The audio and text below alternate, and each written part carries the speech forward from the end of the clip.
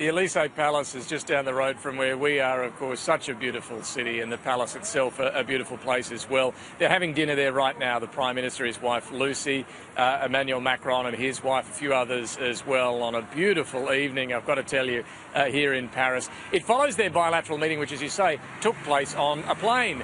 They shared a ride, or the Prime Minister was hitching a ride with Emmanuel Macron from Hamburg after the G20 wrapped up. It's a little over an hour, so it was a good amount of time and a good opportunity for them to have quite a detailed discussion on board the flight, as they sent out a picture of it a little earlier as well. Now, there are a few very relevant issues between Australia and France at the moment, not least of which is the big submarine contract, the biggest military project in Australian history, the 12 future submarine project that's been awarded the contract to the French company DCNS.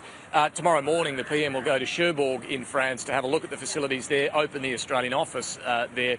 This is going to be a project that runs for years and years and years. So it's going to deepen the relationship, certainly on a military level, between our two countries. And this is something they both touched on in their remarks at the Elysee Palace just in the last hour.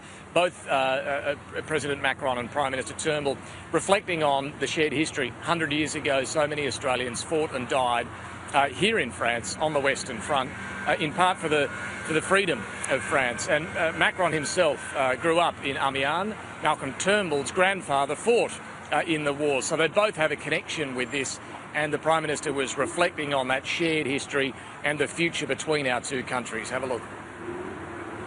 We have shared values, shared challenges, and we will tackle them together with the same commitment, the same courage that our grandparents and great-grandparents did all those years ago, when France's liberty was at stake and Australians and Frenchmen and women stood side by side to keep this republic free.